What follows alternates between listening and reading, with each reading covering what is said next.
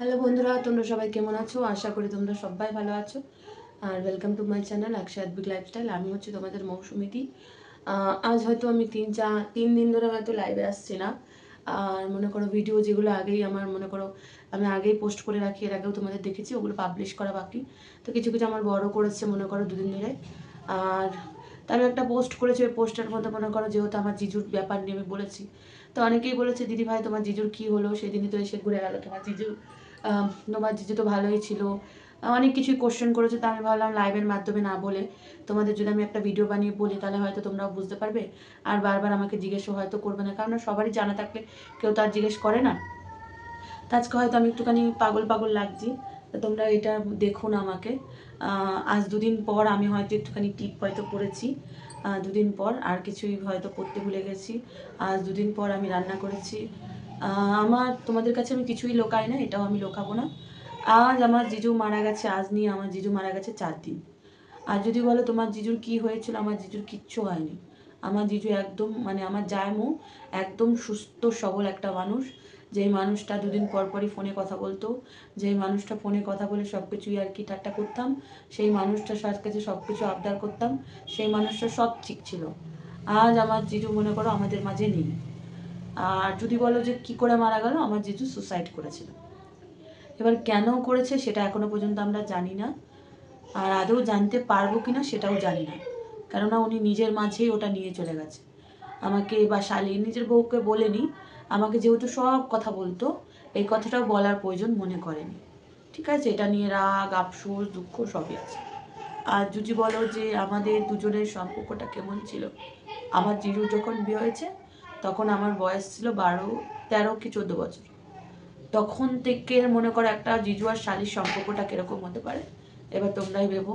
একটা বোন, একটা মেয়ে, একটা বান্ধবী, সব রকমের আমাদের সম্পর্ক ছিল, বুঝলে না? কোনোদিনও আমাদের খারাপ মাইন্ডের মতো শালি জিজুর আমাদের সম্পর্ক ছিল না।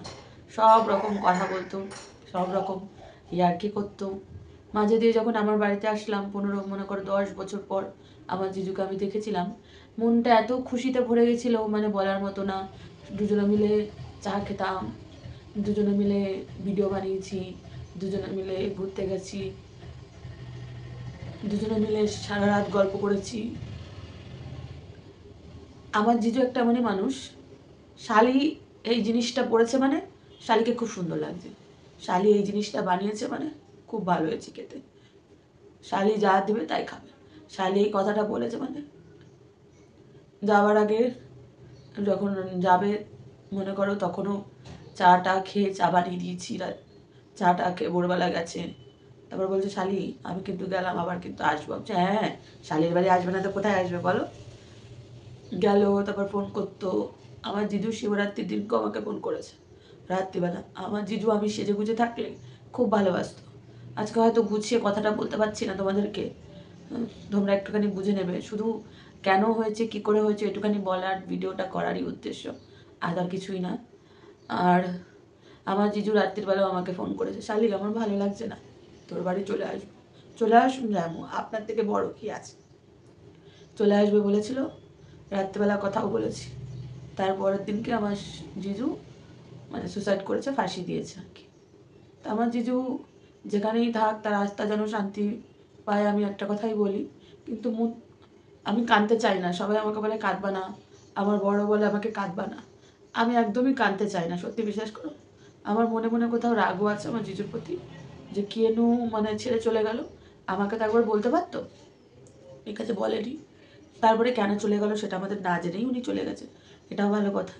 কাঁদতে আমি একদমই চাই না, কিন্তু কোথাও না সবাই বলে কেঁদে কাঁদলেও নাকি আবার কিছু কিছু মানুষ বলে কেঁদে নেই, কাঁদলে পরে মনটা হালকা হয়ে যায়। কাঁদি তো, সত্যি বলছি কাঁদি। কোথাও না কোথাও আবার এই জায়গাটা ব্যথা হয়, আবার কাঁদি, আবার বন্ধ হয়ে যায়, আবার এই জায়গাটা ব্যথা হয়। তোমরা বললে বিশ্বাস করবে না, তোমরা বললে বিশ্বাস করবে না, সেজে গুজে যখন যাই আমাকে কেমন লাগছে, খুব সুন্দর লাগে। তুই তো সুন্দরী, তোকে সুন্দর লাগবে না। আমি যদি কোনো ভিডিও ছাড়তাম 10 বার দেখতো। আমার আর আমার জামুর মানে কিশোরীটা আজ ভিডিওটা এসছে 1.5 মাস হয়েছে, কিন্তু এখনো পর্যন্ত যতদিন ছিল রোজ একবার অন্তত রাত্রিবেলা দেখত। দিদি বলতো আমি বউ হতে পারি, কিন্তু সারাদিন অন্তত একবার তোর নাম নেবেই যে আমার শালি, মানে আমার শালি এই, আমার শালি ওই। আমাকে বলতো কবে কলকাতায় আসবি, কলকাতায় আয়, কলকাতায় আয়। আমিও ভেবেছিলাম যাব, কলকাতায় তোকেই খাওয়াবো, তোকেই খাওয়াবো, ভেবেছিলাম যাব।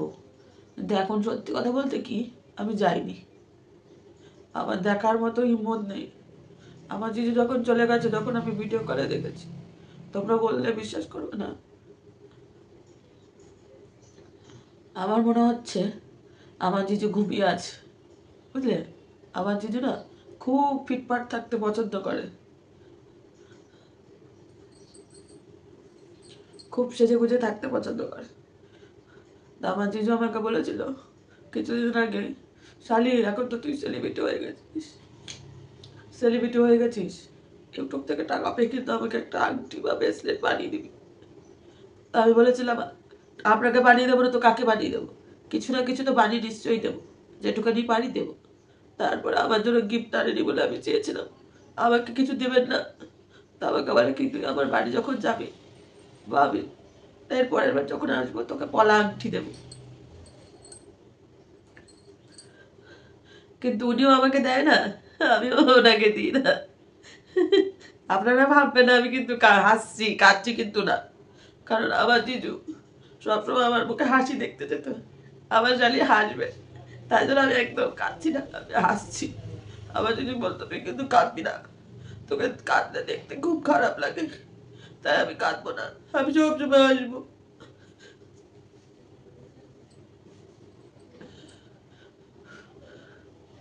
তাই জন্য আমার জিজু যেখানেই থাকুক আপনারাও প্রার্থনা করবেন আমার জিজু যেন আত্মা শান্তি পায়। কেন কি হয়েছে আপনাদের বলে দিলাম, আমাকে একটু সময় দিন, আমি ঠিক আবার মানে আমার জিজু বলতো আমি কাঁদলে দেখতে খারাপ লাগে, বিশ্বাস করবেন না 3 দিন ধরে কাঁদছি। আমার জিজু এখন আর আমাকে বলে না, আমার জিজু 2 দিন পর পরে ফোন করতো আমাকে, এখন রোজ সন্ধ্যাবেলা ফোন নিয়ে বসে থাকি, এখন আমাকে আর কেউ ফোন করে না।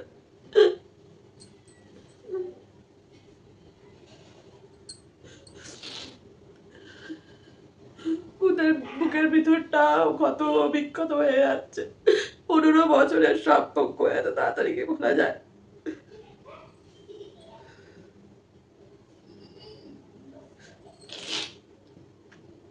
যদি কোনো অ্যাক্সিডেন্ট হয়ে যেত তাও বোনটাকে বুঝ দিতাম,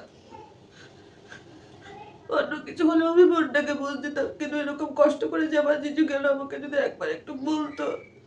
বুকের ভিতরটা খুব ব্যথা করে জানেন না, বেশি কাঁদতেও পারি না, না খেয়েও থাকতে পারি না, খেতে তো হয়। আমার বর বলে দুটো ছেলে আছে, তুমি যদি না খাও ওদের শরীর খারাপ হয়ে গেল, ওদের আবার কিছু বিছানায় পড়ে গেলে ওদেরকে দেখবে, তাই জন্য কাঁদলে পরেও কাউকে দেখাতে পারি না। কিন্তু আমি খুব মিস করি, জীবনে আমার জিজুকে কোনোদিনও বলতে পারিনি জিজুরে তোকে খুব ভালোবাসি, কিন্তু এখন আমি লাস্টে বলেছি আমি আমার জিজুকে খুব ভালোবাসি, জানেন তো।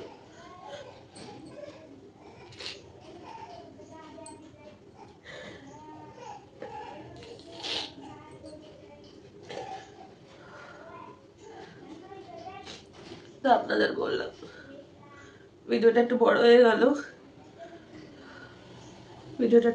গেল, তো আপনাদের বললাম যে এই বিষয় নিয়ে আর কমেন্ট আমাকে জিজ্ঞেস করবেন না যে কেন গেল জিজু, কি ব্যাপার। কারণ আপনারা সবাই আমার জিজুর জন্য প্রার্থনা করবেন যেন ওনার আত্মা শান্তি পায়, উনি যেখানেই থাকুক ওনার ভালো হোক।